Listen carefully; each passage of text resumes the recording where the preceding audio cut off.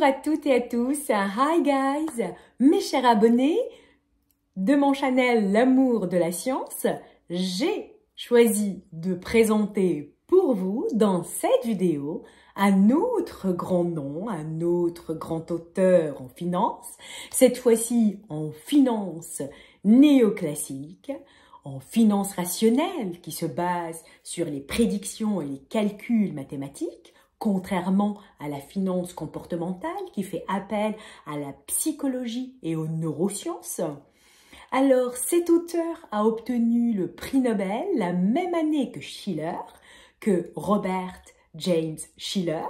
Pour ceux qui ne le connaissent pas, je les invite à aller regarder l'autre vidéo dédiée à cet autre grand auteur qui a obtenu le prix Nobel, donc la même année, c'est-à-dire en 2013, que l'auteur que j'ai choisi de présenter pour vous. Il faut savoir que c'est fascinant et tellement incroyable de voir le comité scientifique du prix Nobel attribuer la même année ce prix à deux auteurs dont les contributions à la communauté scientifique et à la discipline de la finance est complètement contradictoire, parce qu'on a l'un qui prône la rationalité alors que l'autre l'irrationalité. Et c'est dans cette diversité que l'on crée la richesse. Alors, mes chers abonnés de mon channel L'amour de la science, avez-vous deviné cet auteur? Bravo, c'est bien ça, c'est bien Eugène F. Fama, qu'on appelle aussi le père de la finance moderne. C'est un peu l'équivalent de Kotler dans la discipline marketing. Kotler qu'on appelle aussi le père du marketing moderne. Donc voilà, petit rappel de ce passage qu'on a déjà vu dans la vidéo de bienvenue de mon channel où je présente justement mon champ de recherche en marketing social. Alors, dans cette vidéo, mes chers abonnés, nous allons découvrir ensemble la biographie de Fama et la genèse de son œuvre. Qui est Eugène F. Fama? Il est professeur à l'université de Chicago. Il porte le titre de Robert R. McCormick Distinguished Service Professor of Finance, un titre qui est décerné à une figure éminente dans le domaine de la finance, qui est reconnue pour ses contributions académiques et son impact pour sa propre discipline, notamment la finance rationnelle ou la finance néoclassique. Donc, pour votre culture, j'ouvre une petite parenthèse, ce prix est en hommage à Robert R. Cormick, qui est une personne influente de la presse. Il est propriétaire du Chicago Tribune et surtout, il est connu pour sa générosité pour la science et son amour pour la science. Pourquoi? Parce qu'il a fait des dons en son propre nom ou par sa fondation pour financer des postes académiques et soutenir la recherche et l'enseignement de haut niveau. Revenons à Eugène F. Fama. Eh bien, il faut savoir, mes chers abonnés de mon channel L'amour de la science, que cet auteur, selon l'American Finance Association, figure parmi les auteurs les plus cités. Les statistiques de Google Scholar le montrent. Ses travaux recueillent plus de 209 000 citations depuis 2017. Les 3 articles les plus cités ont accueilli plus de 18 000 citations chacun. Et bien sûr, mes chers abonnés, pour ceux qui connaissent Fama, son co-auteur privilégié, c'est Kenneth French, qui est professeur au MIT, Massachusetts Institute of Technology. À deux, ils ont produit 41 publications qui ont été citées plus de 80 000 fois, toujours selon les statistiques de Google Scholar. Alors, les travaux de Fama et French portent principalement sur l'efficience informationnelle des marchés financiers. En d'autres termes, Fama nous dit un marché est efficient informationnellement lorsque toute prévision est impossible à quiconque.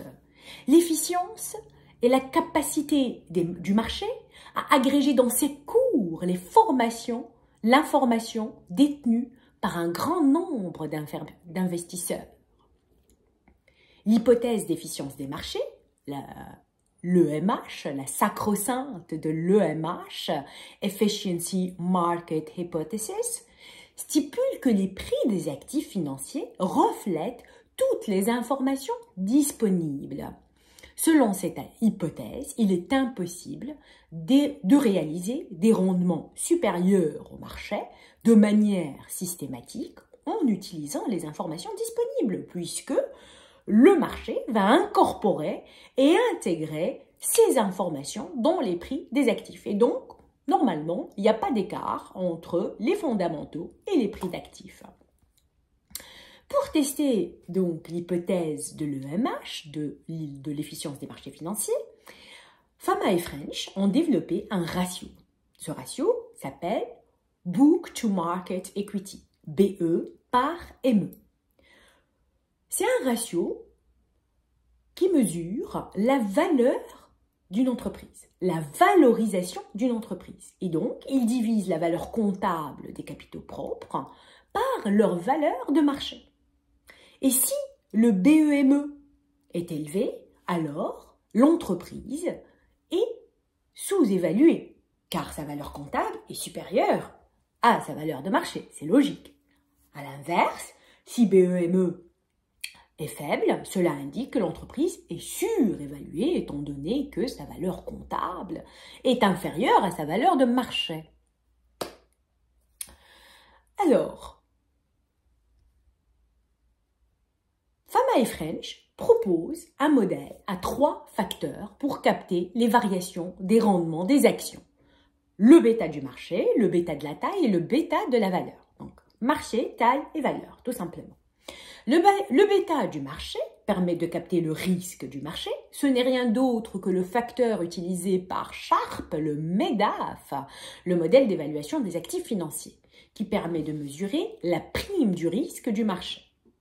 Ensuite, on a le bêta de la taille pour mesurer la performance des actions des petites capitalisations, qu'on appelle les small, par rapport aux actions des grandes capitalisations, qu'on appelle les big. Il faut savoir qu'historiquement, les petites entreprises avec un ratio BEME fort ont tendance à surperformer les grandes entreprises.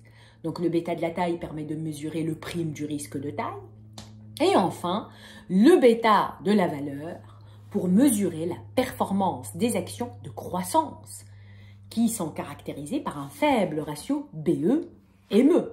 Donc, c'est des entreprises surévaluées, car leur valeur comptable est plus faible que la valeur du marché, ce qu'on appelle les growth.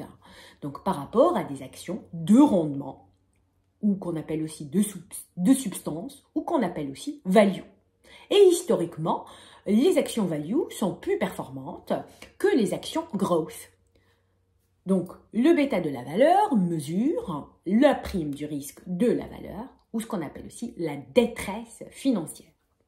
Donc, pour résumer, les entreprises avec un faible ratio BEME, à savoir soit les actions de croissance, les growth, soit les actions à forte capitalisation, donc boursière, des entreprises de grande taille, sont moins risquées et présentent un fort potentiel de croissance. À l'inverse, les entreprises avec un fort ratio BEME, à savoir les valeurs de rendement ou les values, ainsi que les actions à faible capitalisation boursière ou les entreprises de petite taille, sont plus risquées, mais aussi plus rentables.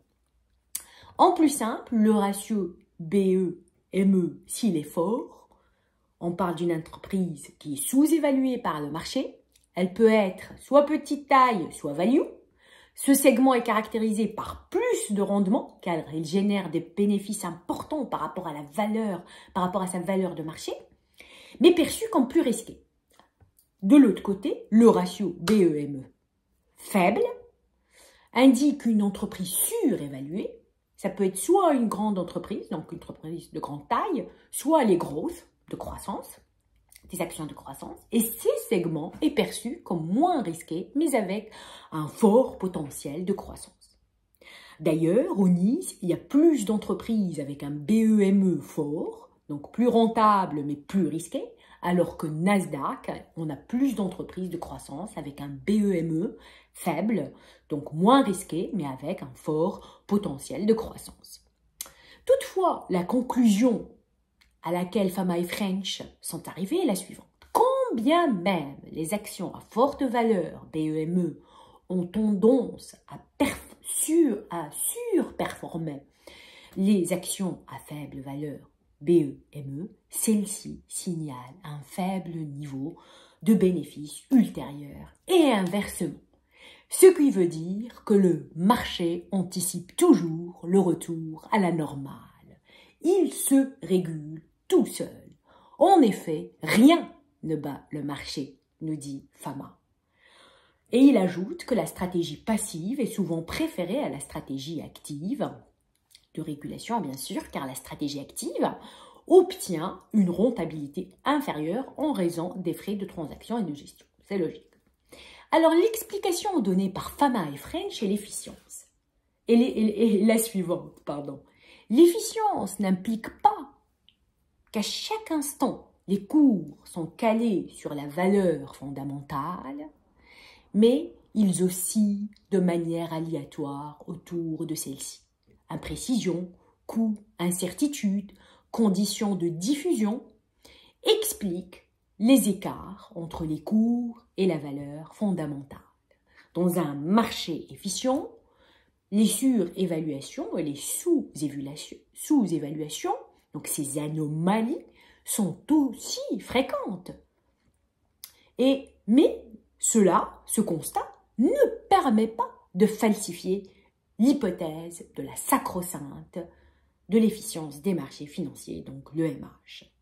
On peut prévoir les cours sans remettre en question cette efficience. Alors, mes chers abonnés, les amoureux de la science, j'espère qu'à ce stade de la vidéo, vous avez compris l'essentiel des travaux de Fama et French.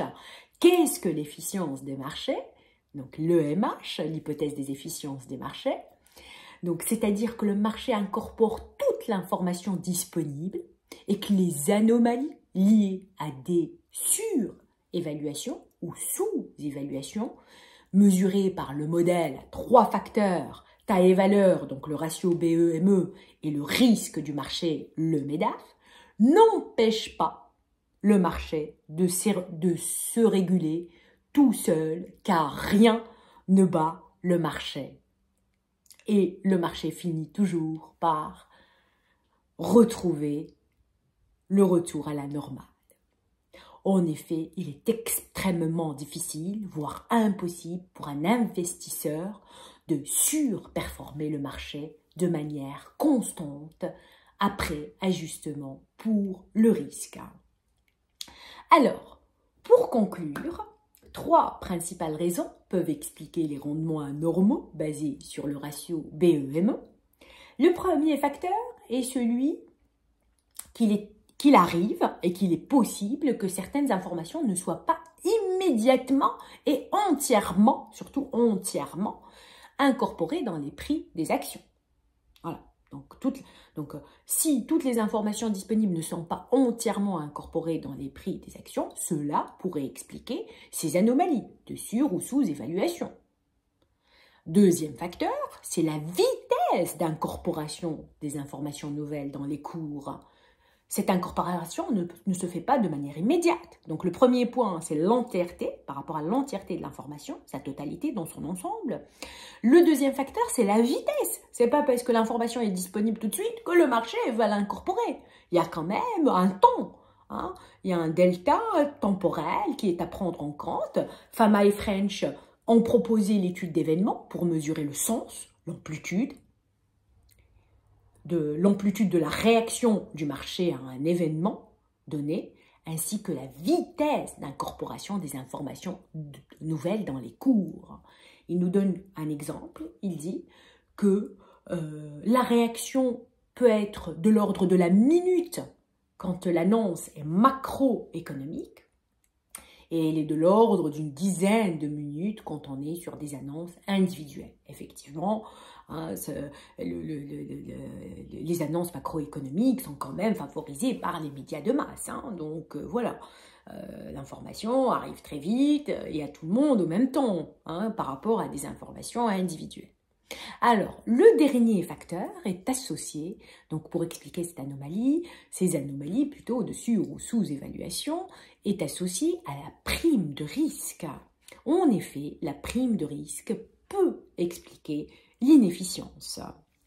Lorsque les conditions économiques sont favorables, les revenus sont supérieurs à la richesse, une partie des revenus est épargnée, ce qui va tendre à augmenter les cours. Mais surtout, la rentabilité exigée par les actionnaires va baisser. Et donc, cela peut conduire à des écarts entre les prix des actions et la valeur fondamentale. De plus, l'anticipation de l'inflation et de son impact sur l'activité économique peuvent également influencer le taux de rentabilité exigé par les actionnaires, cette fois-ci à la hausse, et donc entraîner des ajustements dans les prix des actions qui ne reflètent pas spécialement l'information disponible. Donc mes chers abonnés de mon channel L'amour de la science, j'espère que vous avez compris les travaux de Fama et French sur l'efficience informationnelle du marché. Donc l'efficience informationnelle du marché reste un concept très complexe compte tenu des divers facteurs qui peuvent l'influencer. Comme on vient de voir, hein, il y a l'entièreté de l'information qui doit être incorporée par le marché sur les prix des cours. Deuxièmement, la vitesse de la réaction à un événement donné.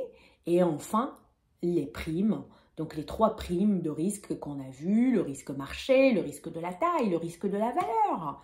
Et donc tout ça permet effectivement hein, d'expliquer ces anomalies, mais sans pour autant remettre en question l'hypothèse de la sacro-sainte de l'efficience des marchés de Fama et French, et surtout, combien même ces anomalies existent, le marché finit toujours par retrouver le retour à la normale. Donc rien ne bat le marché, ne l'oubliez pas.